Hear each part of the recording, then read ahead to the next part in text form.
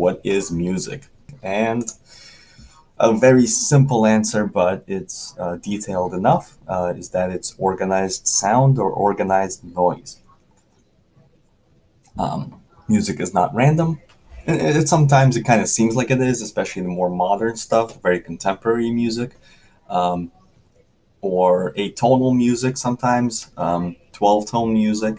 If you listen to it, it just kind of sounds like someone's pressing random keys. And it's not. Music is organized, and it may not sound organized all the time, but there is some strain of thought behind it that the composer had, either an image or some kind of a visualization, or they just heard a melody and they like, oh, this is what I hear, this is what I want to write. So in all aspects, music is organized sound or organized noise. Sound and noise is pretty much the same thing. It just, when we think of noise, it's usually not a very pleasant sound. And sound is just kind of a tone. It could be anything. But sound and noise pretty much mean the same thing.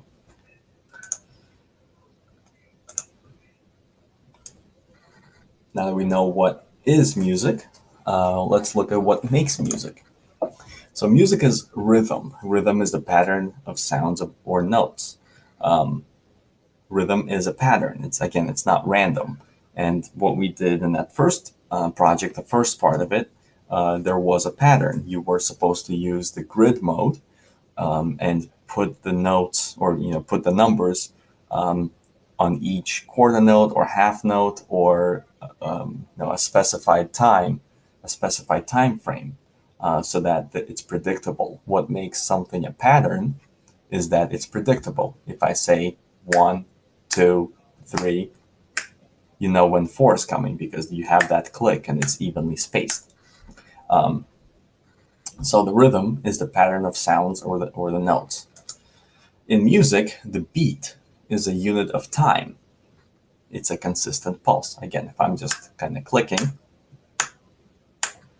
1, 2, 3, you know when 4 is coming. If I go 1, 2, 3, it's speeding up a little bit. I'll do it again.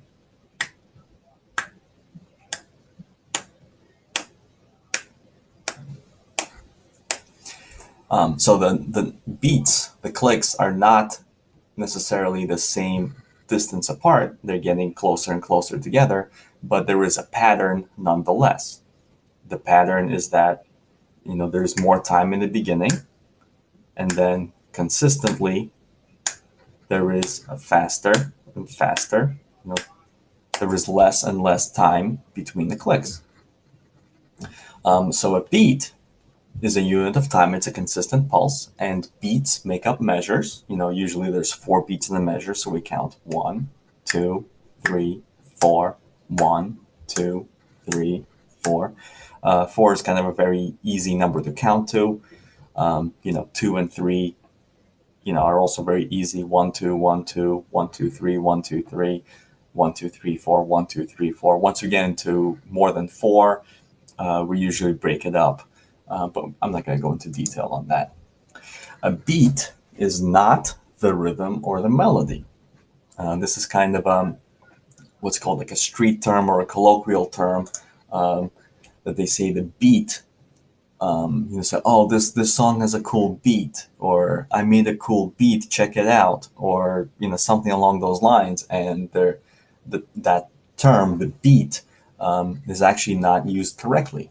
The beat in music, when we study music, the beat is a unit of time, and it's a consistent pulse. If you're saying that this song has a cool beat, the beat is this. It's really not interesting. So a lot of people use the term beat to describe the actual rhythm or the melody. There's dun ta dun ta dun dun dun ta dun ta dun dun dun dun. Whatever the beat, whatever the rhythm is, you're saying, oh, that's really cool, but you don't actually mean the beat. You mean either the rhythm or the melody, or something else. just the general composition. The entire musical composition is not the beat. But it is used very much in pop and hip hop to describe the musical composition. Or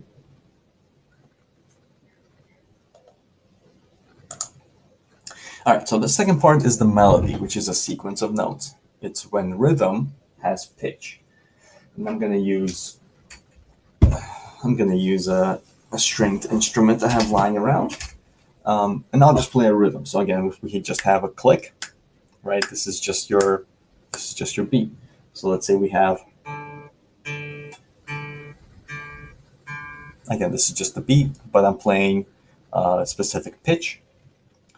So if I play something, a rhythm that's a little more interesting,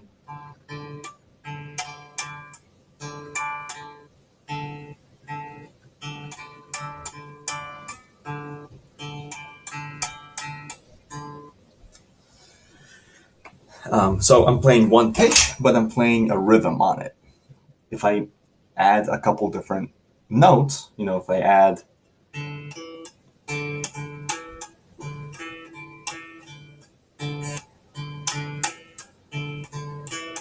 I'm adding one other note, one other pitch, and all of a sudden I have a melody because now I have more than just a rhythm, right? I can keep adding more.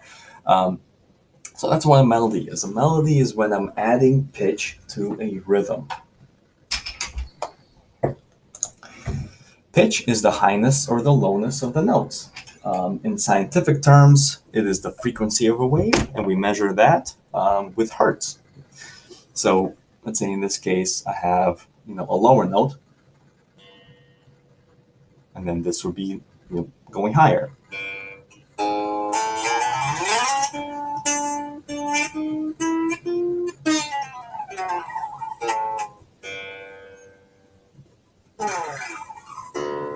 Right?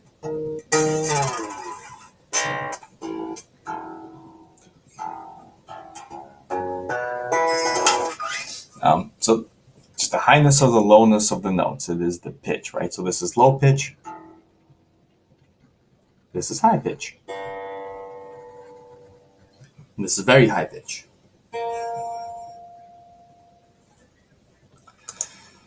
What else makes music? We have volume. So that's the loudness. In, I guess, scientific terms, it's the amplitude of a wave, and we measure that with decibels. So again, volume, I can play the same note, not very loud, and then kind of louder, and very loud.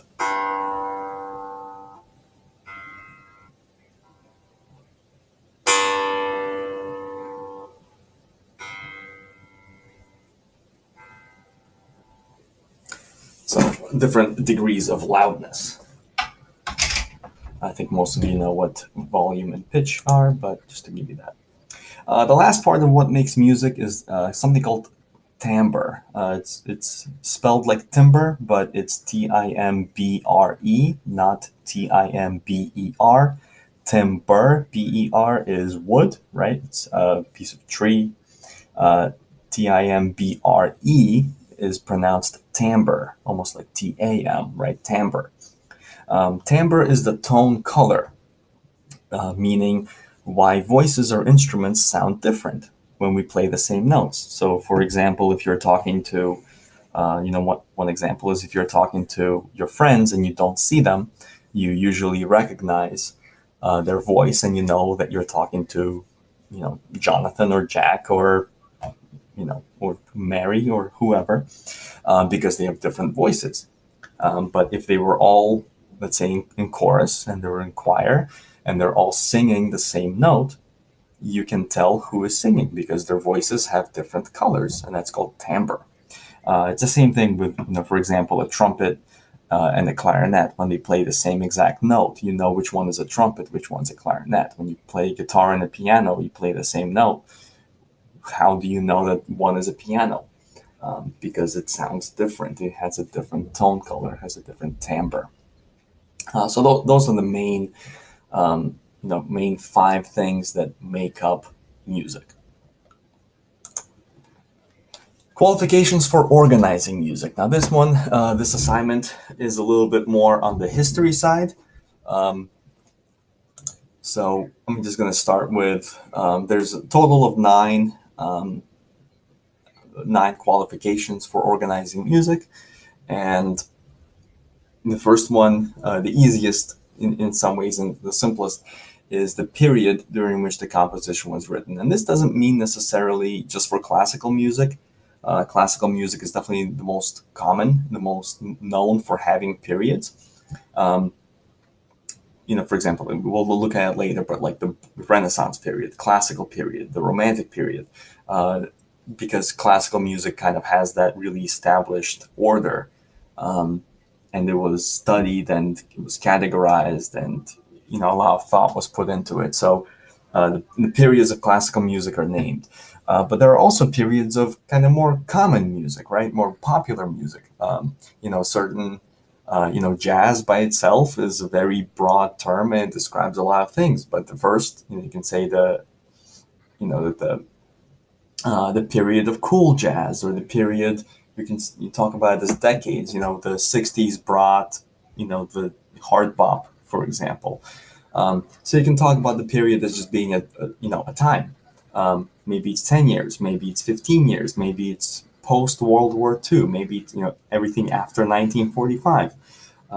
Maybe since 1980s, something was invented. Maybe some musicians really started to focus on synthesizer, and they would you call something the synthesizer era or whatever.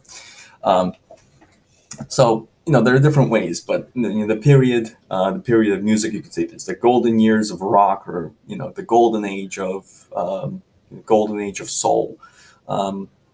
It's just a time period, a period of time, during which the composition was written, or maybe it was the most popular, um, prolific. The different ways to describe that.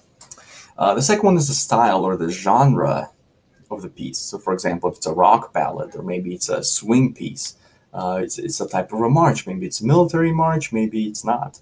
Maybe it's just a different, something else. Waltz, it's not just a dance, but it's a very specific dance that always has three beats. So it's like 1, 2, 3, 1, 2, 3. Sometimes it's fast, sometimes it's slow. But a waltz is a specific style of dance. It's a specific genre of music. Rock ballad. A lot of these, hard rock bands, they, play, heavy, hard music, and then they go out and they sing a rock ballad. So that's a very specific style of music. Third one is function. So you can group music by function. You can talk about all the different wedding songs. You can buy a book of wedding songs. You can buy a book of funeral songs. Things to play at birthday parties besides happy birthdays. There's there's a ton of different functions for music. So we have different style of dances, like a waltz or a two-step, different type of marches.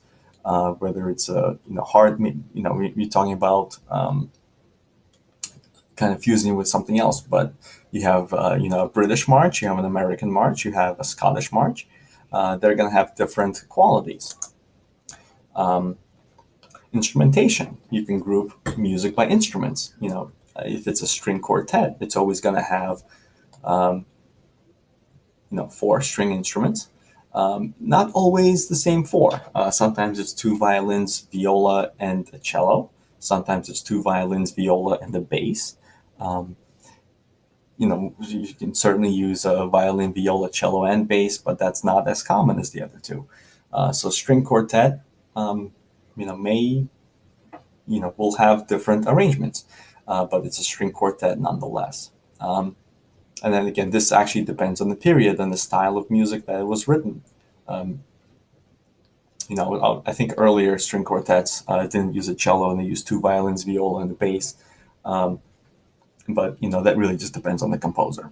A brass ensemble, may or may not have certain brass instruments. It may have between 7 and 15 people, but it's always going to have the same kind of, trumpet, cornet, flugelhorn, maybe piccolo trumpet, which is the highest, It usually doesn't really have mellophones or French horns, but it probably will have um, either like alto horns or tenor horns, which are kind of like baritones but a little higher pitch. Um, you do see French horns once in a while in brass ensemble, but really not as often as I would like.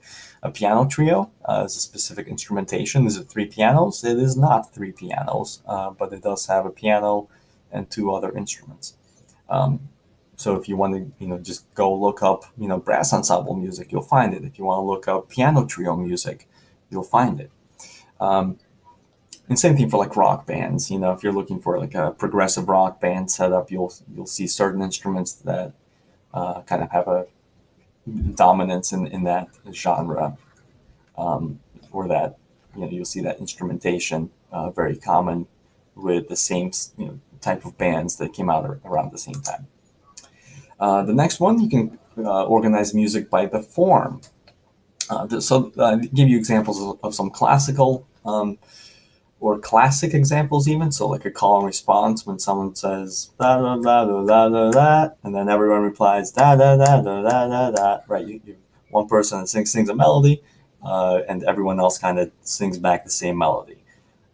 Theme and variations is when you play one theme, then you kind of make it different when you play it the second time, then you make it different a third time, so you have theme and like 4 variations, 5 variations, it's things like that. Sonata form is kind of very specific. ABA form, when you have one melody, then you have a second melody, and then you go back to the first melody, and there's a lot of variations on that itself. And pop music, popular music kind of has a similar function to like a sonata form, where you have an intro, then you have your first verse, then you have like a chorus or a half chorus. Then you go back to the second verse, you have a chorus, you go, maybe sometimes you have a third verse or a bridge, and then you go into the chorus and you repeat the chorus a couple times. And a lot of songs kind of follow that same format. So again, if you wanted to look up music and just look up all the sonatas or all the overtures, all the symphonies, and you'll see that a lot of them have the same kind of form, the same layout, right? The same organization. The next one is by geographical location or origin. So you can specifically look up Chicago jazz, right? You can look up New York jazz. Just because it's jazz, just because it's the style of music, it may be different from region to region, even if it's the same, genre of music. If you look up, British rock in the 60s and American rock in the 60s, it was probably a little different. Same goes for classical music. If you look at, Austria in the 1750s, and you look at, England in 1750s, and then you look at America in 1750s, you're going to have different either styles of music or just a different instrumentation, different form. A lot of it's going to be different depending on how connected those regions are, which goes into the culture, the civilization, society, or the lifestyle. These are very much connected, location and culture. I'm not going to add more to that. The next one is the audience, right? Who is the music for? Sometimes it's by age group. Maybe it's like the oldies that are for, a lot of the older listening crowd. They have a very specific type of music that they like.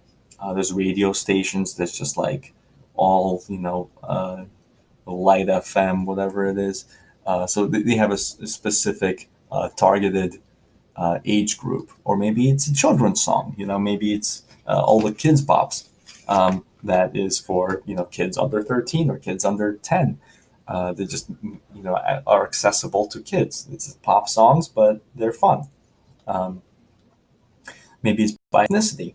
Maybe it's by location, socioeconomic status. Maybe it's it's very one example is like the country, where you have a lot of country, guys talking about his farm, animals, things like that. Whereas if someone grew up in the city, they're probably not going to have an appeal to someone that lives out in the country. Um, or it may, maybe you have someone in the city who's writing music for people in the country and saying how great the life of the city is, or maybe he's talking about how he misses his farm, or whatever. Just as an example. So audience is another way to organize music. The last one, and this one is it's relatively new in a sense. It's the means of transmission. How is the music transmitted? How do you listen to it?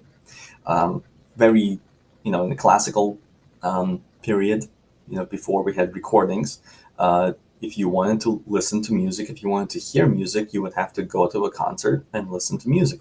And you'd hear music once a month or once a year, because that's, when the band was in town, or the orchestra, whatever. That's when they were around. That's when they, were performing. Music was not around all the time. You didn't just go by the street and you hear music. There was no one playing music. And of course, once recordings came in, you have the live recordings. So it's a recording of a live session. Streaming is something that, it's a live recording, but it's usually done over the internet. Studio recording, it's when the band goes into the studio. So that's kind of your regular, album setting. When someone releases music, it's usually done professionally, recorded in studio using professional equipment, microphones. They have the soundproofing booth, so you won't hear any other interactions, crowds cheering, whatever. So studio recording. And then how's it transmitted? Get this box out of the way. So radio and satellite. So radio uses radio waves. Maybe it's satellite radio, maybe however it's transmitted. That's kind of the last option. So I gave you 9 options. I said, culture and location are very similar, but they are, distinct. They are separate. But there are 9 here, and I think I asked for 7 on the assignment. Music can be separated into 5 branches. We have different branches of music. Folk and traditional music, world music, classical or art music, that's another name for it. Popular, which includes jazz. I just wanted to specify that jazz is in the popular field. It is not classical. It is not its own genre. Jazz is in the popular genre. And utility or industry music. So the first one, folk music. Traditional music, which is passed down through generations, often orally and not written down. So this is something that people would either they would know because their parents or grandparents sang to them, for example, and then they just kind of remember these melodies and they sing it to their kids, and it just gets passed down, and then hundreds of years later, you're like, I know this song, but I don't know who wrote it. It was never written down. It was just kind of sung. The term was invented in the 19th century, so the 1800s, but folk music, much like and including world music, existed for thousands of years. We know that if we go back into the ancient times, right? Ancient Egypt, ancient Greece, ancient Rome. Those cultures very much had music, but none of it was written down, and there's no way for us to really, figure out what it sounded like. We only have ideas, but we don't actually have recordings. We don't have written music from that long ago. We know they had instruments. We have artifacts that instruments existed. So some of that music was, if you go to any of those countries, you'll see that it's a traditional, or this is like folk music that goes back, thousands of years maybe, or hundreds of years. But they don't know who wrote it, and just kind of over time, it's like if you ever played that game Telephone, it kind of changes a little bit here and there, and there are variations of the same idea. And then you go back and you look at it, and it's like all these different cultures kind of have the same song, but it's a little different, but the melody is very similar. So it just it gets passed down, it spreads, and no one really knows necessarily maybe even where it came from or who the original composer was. So again, the author or composer is often unknown. World music. World music is a Western term that describes cultural or traditional music from other locations across the globe. World music, again, specific to the Western world, meaning most of Europe. In some cases, they call it like Western Europe, but it does, in some cases, include Eastern countries in Europe as well. But you're thinking most of Europe, and when when North America was colonized, it brought all of their, European traditions, the British traditions, over with them. So as a result, Europe and North America is kind of referred to as the West, the Western world. Um, Whereas anything east of Europe and including Africa, south of Europe, it is not considered the Western world. So world music means music from all over the world that does not include Europe and America. Um, Western, again, we'll see this again, does not mean the American West, or like the Western movies that you see, cowboys and Indians, which is kind of very traditional. Um, I'm not talking about the American West and cowboys and saloons and all that stuff. Um, not talking about the American West. Um, Western means the Western world, so Europe and North America. And just as a little side note, it does also include Australia, because the kind of the same cultures, a lot of Australian cultures again came from England and uh, you know again Europe. So specifically, to give you some examples, it refers to South American, North African, Sub-Saharan African, Middle Eastern, South Asian, East Asian, or indigenous, tribal, and etc. There's a lot of regions you can talk very specific about. Something like the Amazon tribes, the tribes that live along the Amazon that have been living undisturbed for hundreds or thousands of years.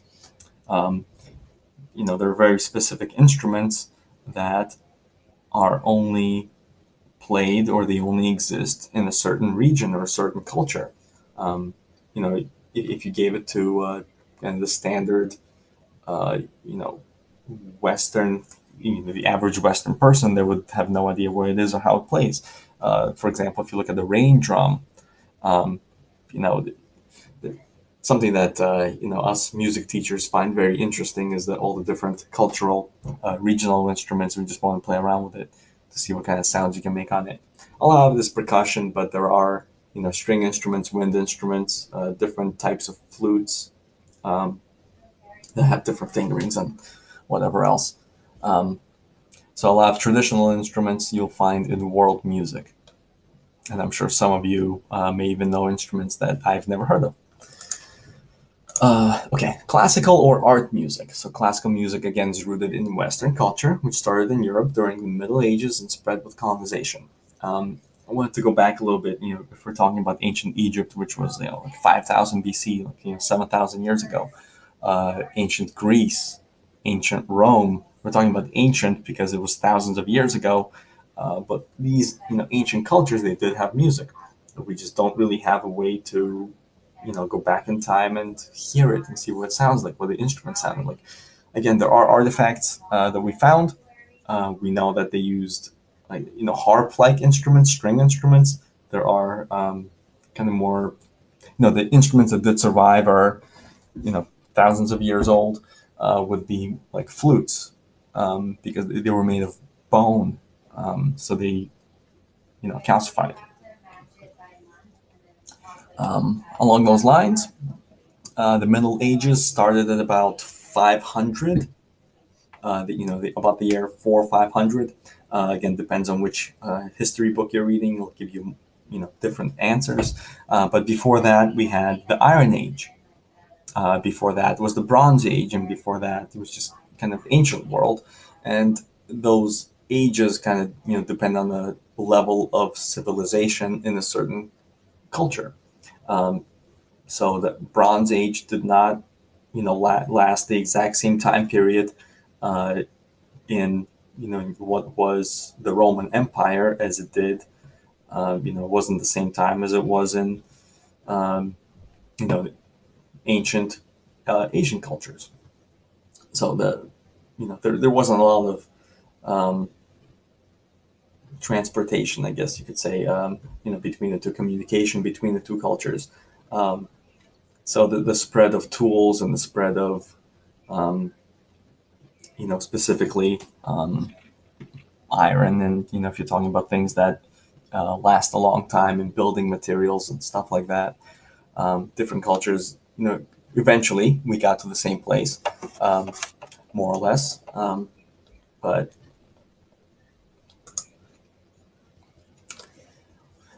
classical music was first developed for temples, churches, and courts during the feudal society, which again around 9th to the 15th century, and publicly funded institutions. So I'll go over this a little more detail. Um, the term classical or art music now pertains to serious writing using advanced structural or theoretical compositions, for religious, which is sacred, or non-religious, which is secular culture. So again, if we're starting in the Middle Ages, almost all the music was sacred music, which was in the religious context or for church, was written for church to be performed at church or temple or certain courts. Um, Later, music became non-religious and kind of became, either for a different function, or just in general, just for fun, just for entertainment. So I have this very cool chart which goes over the periods of classical music listed on the left, the time period, the years more or less associated. Again, depends which history book you read, which website you visit, and then some descriptions or characteristics of the music that was going on at that time. So, the medieval period, between 500 and 1400, and it's kind of divided into every 300 years. So 5 to 800 is the early medieval, then 8 to 1100 is the middle medieval, and then 1100 to 1400 is the late medieval. Um, so we know kind of know for a fact that starting at 500, music did exist. It was monophonic, meaning that there was one single melody line. It was kind of the simplest of the musical textures.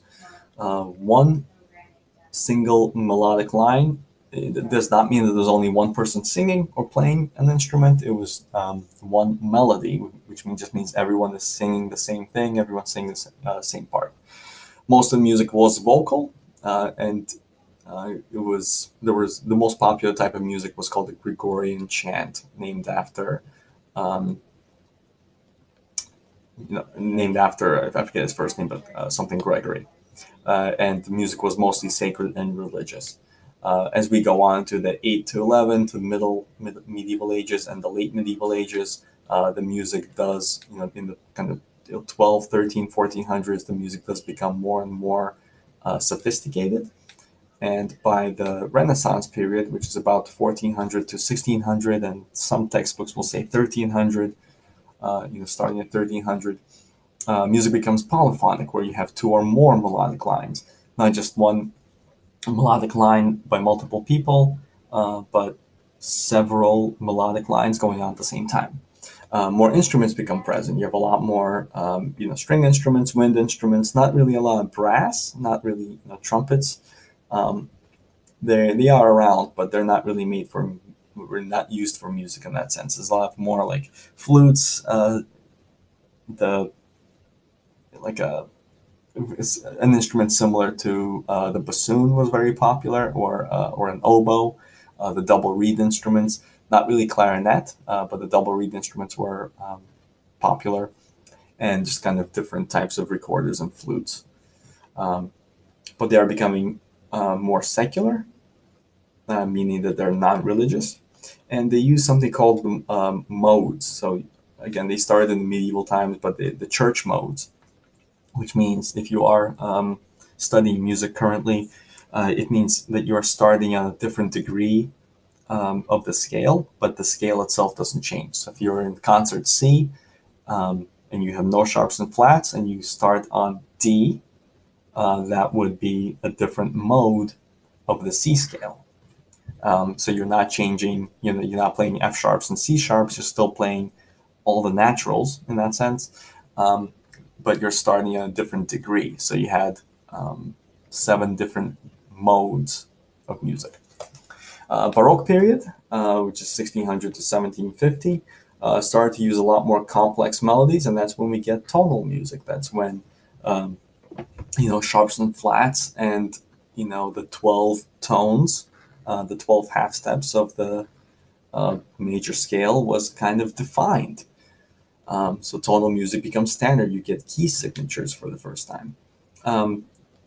Harpsichord and clavichord, which are the kind of precursors to piano, are very popular at this time. They started earlier, but they weren't used that much. And during the Baroque period, a lot of Johann Sebastian Bach, I think most of the things he recorded was, not recorded, but wrote for, used the harpsichord. And they kind of went out of style, but they're still around, especially to preserve the Baroque style. There was a heavy use of string instruments. There's a lot of violin, Vivaldi, Handel. There's a lot of writing for string instruments. There's some for the double reed instruments. There's some for flute record. There's actually a lot of recorder stuff, which is, you could say, a precursor to the flute, to the modern flute, but it's a little, definitely different. The classical period is kind of what everyone gravitates to, the 1750 to 1820. It's only about 70 years, really. But that's when harmony, so homophonic music, it's a melody along with accompaniment, with lush, lush chords, and there's a lot of progressions. The addition of harmony and counterpoint, specific bass lines that would emphasize the chordal structure, but you have a lot of, in some ways, simpler compositions, because the Baroque was kind of very technical.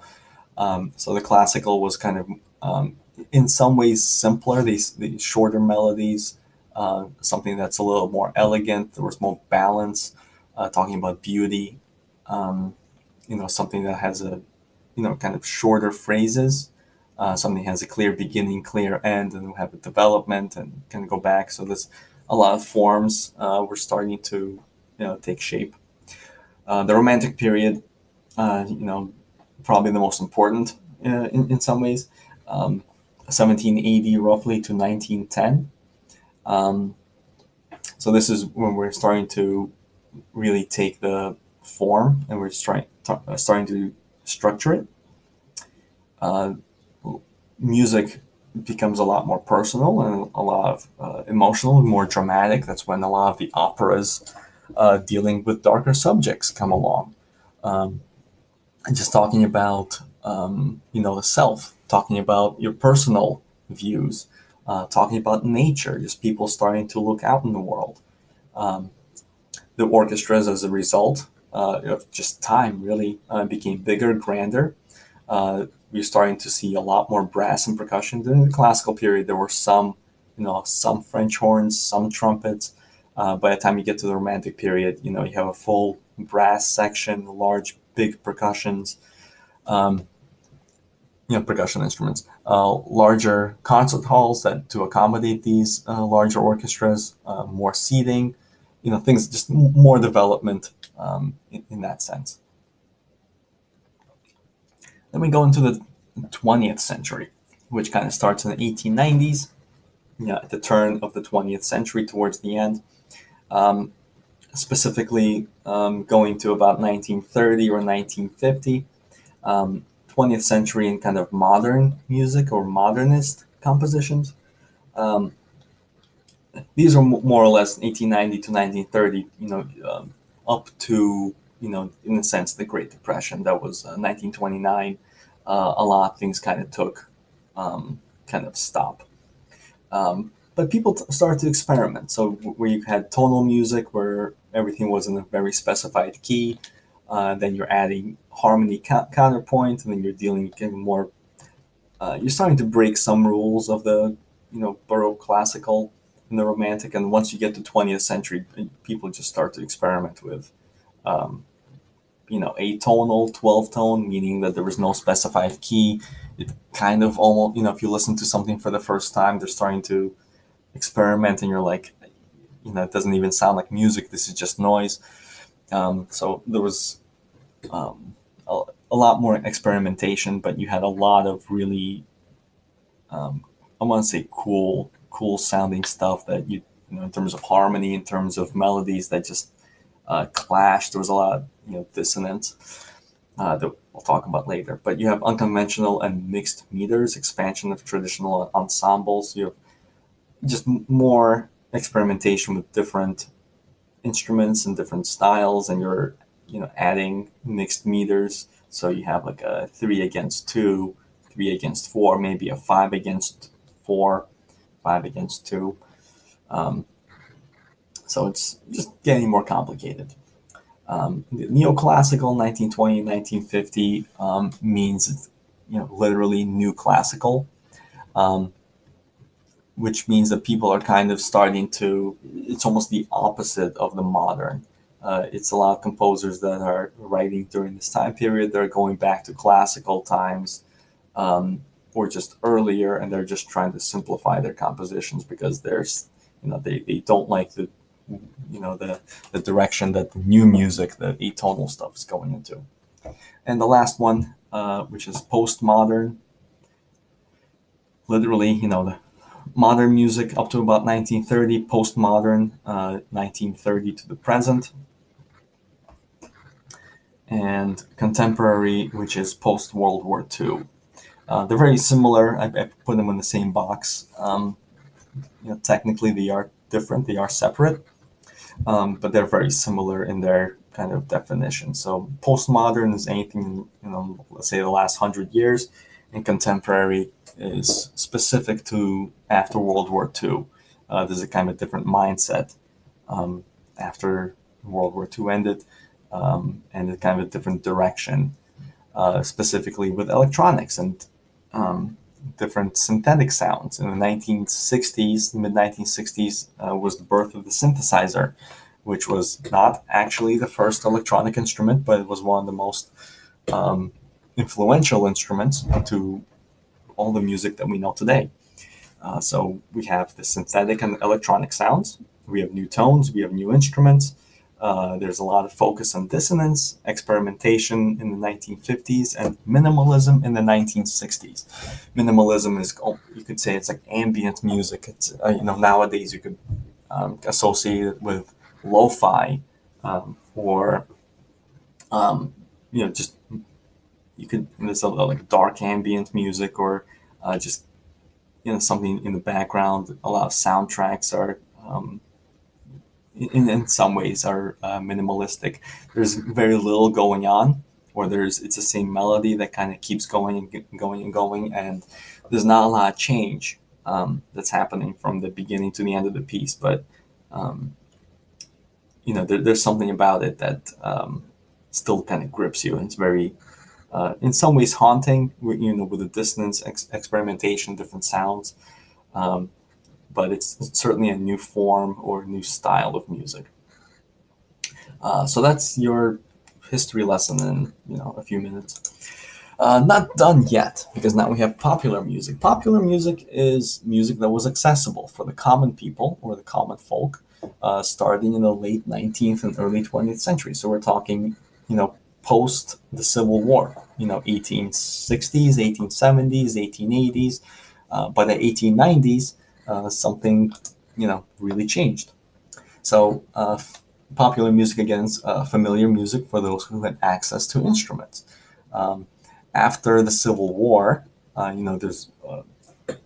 during the Civil War, they had musicians that, to occupy their time or to lift the morale of the troops of the army.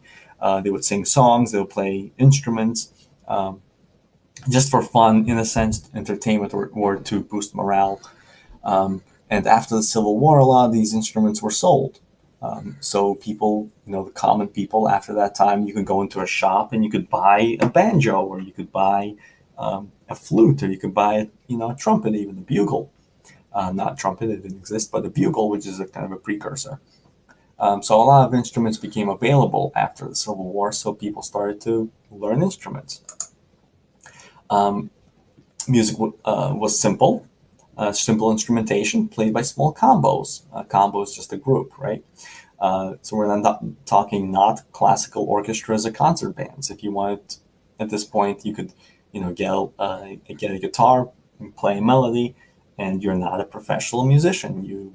If you wanted to hear music, you could still go to a big concert hall and buy a ticket and hear professional band, professional musicians. But you also had the guy down the street that had a piano. So music became for entertaining.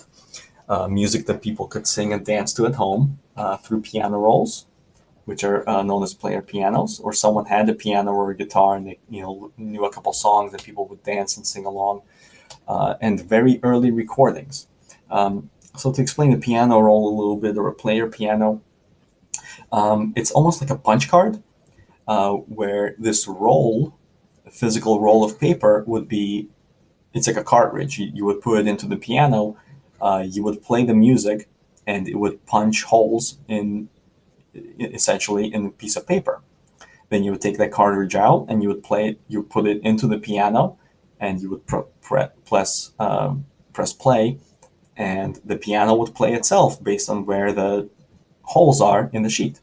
So they're called player pianos. They were very popular because you didn't need to learn to play piano. You just buy this cartridge and it would play music for you, and the piano will play on its own.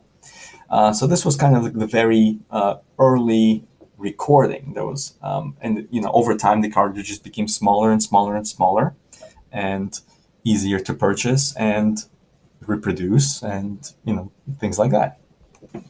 At this time, music publishing was also becoming very popular. So if you knew how to read music, you could go buy a book of music, or you could buy a specific, sheet of music. Ragtime was very popular. We'll go into that. But you could buy a sheet of music. You could look at the paper. You can learn how to play it. That was very popular. But you didn't need to be a professional musician. This stuff is just kind of a little side note. That's why I made it a little smaller. So the first sound recording was made in the late 1950s in Paris, France, by Edouard Léon Scott de Martinville. Late 1950s. And the first telephone call by Alexander Graham Bell was in 1976. And Thomas Edison's phonograph, which was the first mechanical recording and reproduction of sound, again using cylinders, was made in 1877. So again, Civil War, 1960s. It's going on in the U.S., so we're not really focused on that. So the late recordings made in the 50s, and then about 10 years after the Civil War, we have the first telephone call, and then the phonograph was invented by Thomas Edison.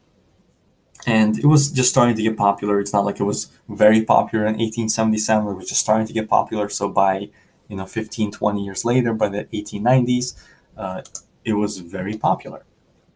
And that's when we have jazz, right? The first popular genre. Again, I'm going to attempt to summarize this in a very, in very few minutes. There's full books, full courses, full people studying their lives on this. So jazz was born in New Orleans when Creole musicians began to perform with the descendants of slaves, enslaved people, who brought their own soulful songs and syncopated rhythms. So the Creole musicians, Creole people, were born in Louisiana, but whose parents were immigrants. The parents were either European, African, North American, or any mix of any of those cultures. The Creole people were the children of immigrants, and they were known as Creole. Um, so when they were married, they were born in Louisiana, born in around New Orleans, but they're the uh, children of immigrants, and they started to make music with, again, the descendants of slaves. So again, slaves were brought to America and essentially everywhere else in the world.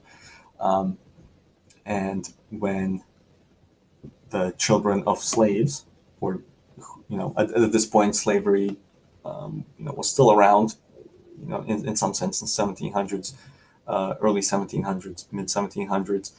Um, this is not talking about Civil War or post Civil War. This is pre and maybe even during Civil War.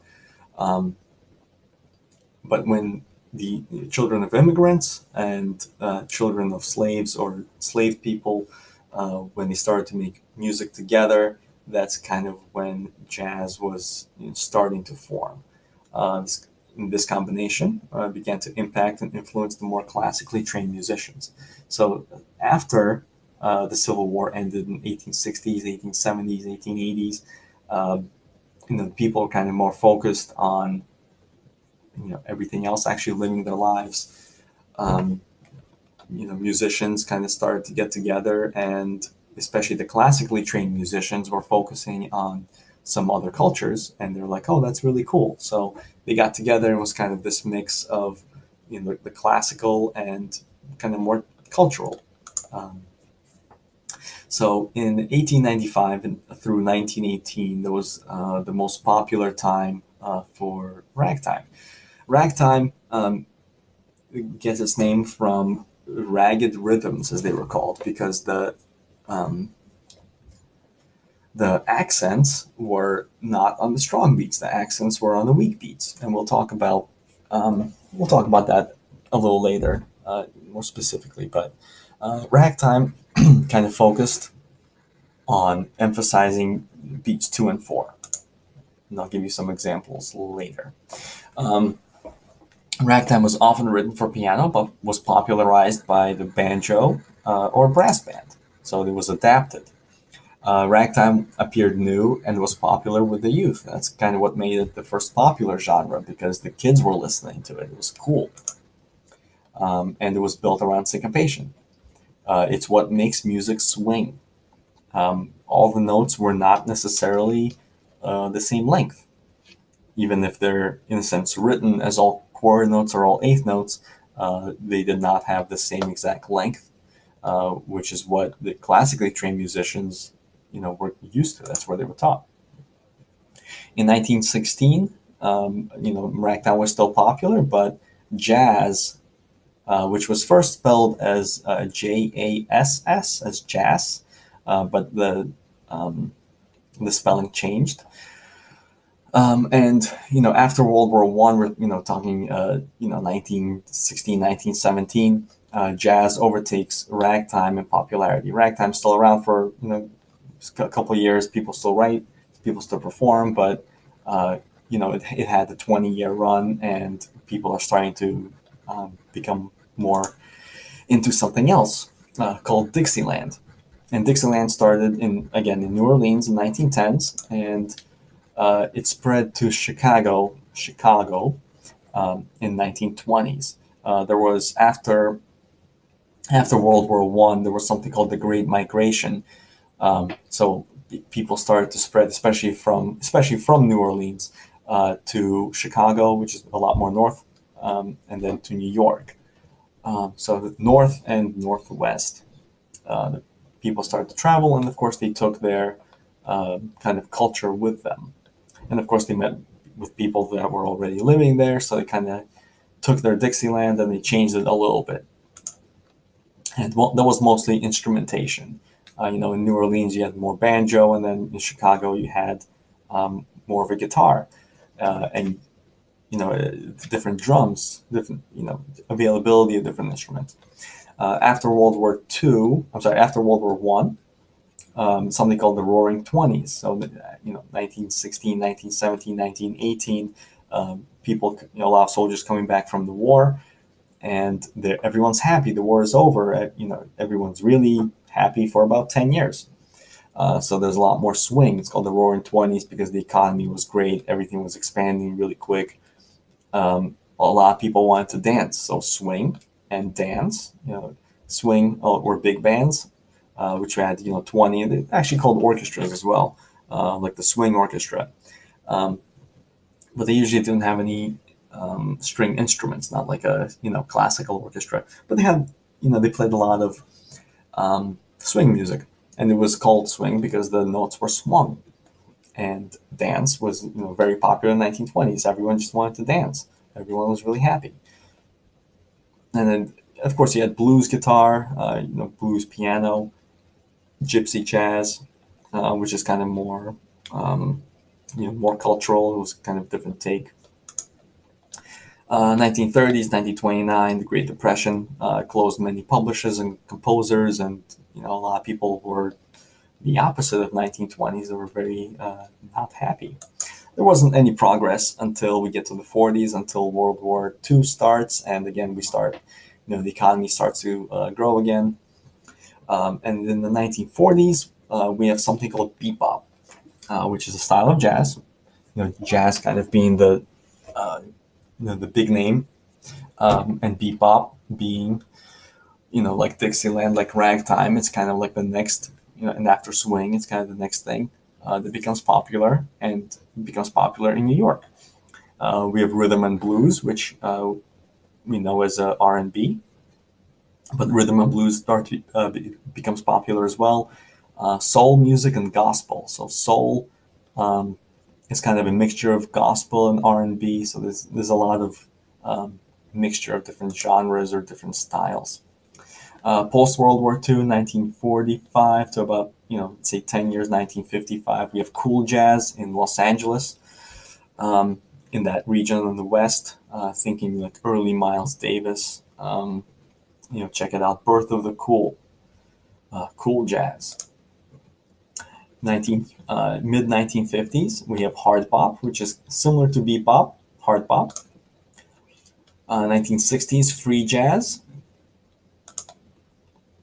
And the late 60s and 1970s, we go into fusion, or fusion jazz, or jazz rock. Of course, in the 60s, we get, even earlier, but a lot more electronics. Things are starting to become more popular. So jazz musicians are kind of starting to experiment with electronic instruments and, electronic. Again, the synthesizer was made in the mid 60s. So by that point, you have synthesizer, kind of more digital sounds, electric guitars, electric bass, something that was really not around in the 40s and 50s. I'll wait for this to disappear. 1980s, smooth jazz, eclecticism, and mainstream jazz. And then 2000s, we have Latin jazz and Afro-Cuban jazz, so a lot more, again, mix. Smooth jazz, some people say it's not real jazz, and at this point, there are so many different subsets, different subgenres of what jazz is. So again, you have ragtime, you have Dixieland, you have swing, bebop, cool jazz, hard bop, free jazz, fusion, and eclecticism is, I would just say, more experimentation. It's the easy way to define it. And then when jazz starts fusing with, Latin rhythms, Afro-Cuban rhythms, those instruments were the instruments that were, prominent in Latin music or Afro-Cuban music, specifically drums, that became, kind of staples in jazz. So how things mix. And then starting kind of more popular music and some subgenres, talking about not jazz, but post the Great Depression, starting around the 1940s, 1950s, around World War II. We have rockabilly, which is kind of like the first like American rock, right? It's the first thing that kind of came out, and it's country, we're talking about folk music. Uh, kind of again more common. It's not folk as it is now, but or country as it is now, but it is the first kind of like country music as opposed to the the big cities that were very popular at the same time with jazz. We're talking about New York, Chicago, New Orleans, and Los Angeles. Those are kind of big four areas. So anything outside of that could be considered country. Not big cities, just music that's around. And rhythm and blues again, kind of a crossover from the jazz side. 50s and 60s, we have folk rock, which is kind of again, um, country kind of folk. It's music about the people, right? It's about the common guy. Um, you think about Bob Dylan; he's very popular in the 50s and 60s, and he actually still writes music. But it's very popular. Surf rock, we're talking about the West Coast, specifically the culture of the Californian. Um, Kind of very popular. Beach Boys, very prominent example. Soul becomes popular, so it's a mixture of gospel, R&B, and jazz. And then in Jamaica, ska and reggae becomes popular, and it doesn't really hit the mainstream in the United States for a little bit, but it kind of starts in Jamaica in the 50s and 60s. In the 60s, we have blues rock, we have funk, and the British invasion. That's the Beatles prominently. A lot of that culture um, starts to invade, in a sense, the American culture. Glam rock, um, thinking early David Bowie and musicians, um, they kind of started to very different from the Beatles. Um, Look it up. 1970s brought disco, punk, which is kind of like a harder, edgier rock of the time. Hip hop was born in the 1970s, and there's kind of a lot, a big history of hip hop. It's actually a really good documentary on, I think it's on Netflix. Um, I think it's like 5 or 6 hours or so. Talks about how hip hop started, and I could do a whole presentation on that as well. Progressive rock, which kind of started to use some elements, some like sci-fi, and uh, really because of the use of the synthesizer, they had a lot of these kind of space sounds. So progressive rock was kind of experimenting um, with some out of the world sounds. They used kind of, I want to say, less guitar sounds and more synthesizer. And again, hard rock, where you have like AC/DC, Led Zeppelin, things like that were at the time, it was the hardest, the heaviest music that was around. But by today's standards, it's classic rock. It's like easy listening.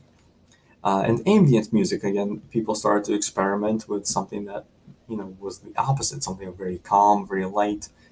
Uh, a lot of different mindsets. Late 70s, with kind of to use the term the new wave. Uh, Again, very synthesizer heavy, very digital music, and kind of mixed a lot of the ambient progressive sounds, heavy metal in the late 70s. You're thinking Black Sabbath and something like that.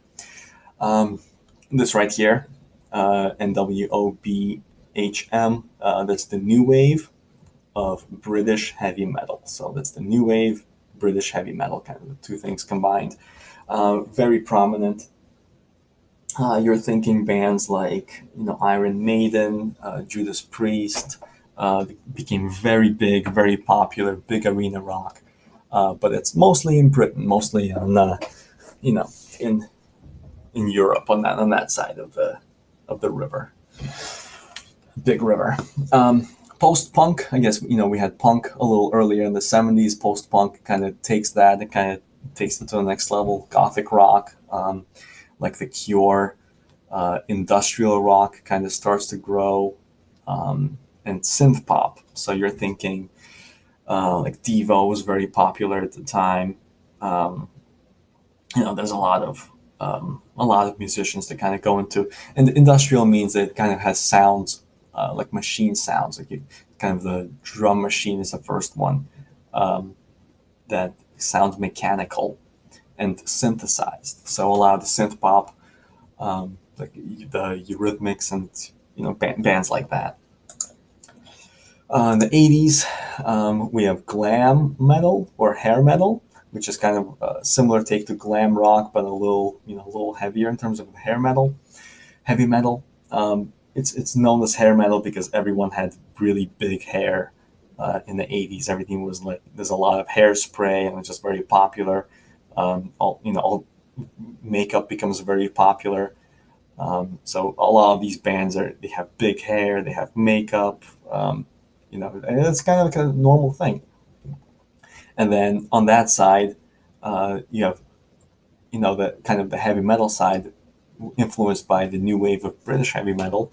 You have thrash metal and speed metal. So bands like Metallica starts to become really popular, and they're the anti hair metal.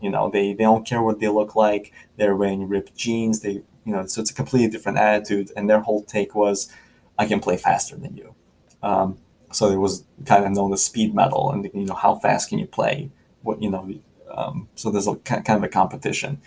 And hair metal was kind of more Los Angeles. Los Angeles was kind of in the 80s was um, not necessarily the glam city that it kind of is now. Same thing as New York. There was a lot of crime. It was kind of dirty, a lot of pollution. Um, so the kind of these two, the hair metal and the speed metal, were kind of opposites, but they actually played very similar style of music. That you have the generic pop, so you're thinking Michael Jackson, you're thinking Madonna, things like that become very popular. Um, so pop music, the same as the previous example where you had the classical period of classical music, you have pop, which is a subgenre of popular music. And J-pop, Japanese pop, actually also starts in the, I think, mid to late 80s.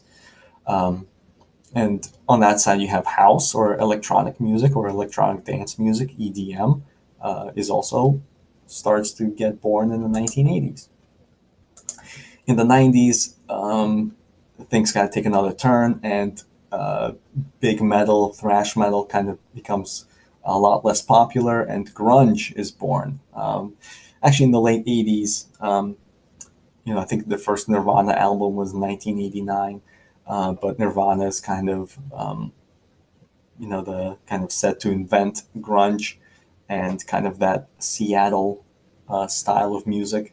A lot of bands from Seattle were starting to play grunge were all influenced by Nirvana and Kurt Cobain. Um, so that had a lot of influence. It's kind of like harder. It's almost like hard rock, but not quite. It's a different specific style.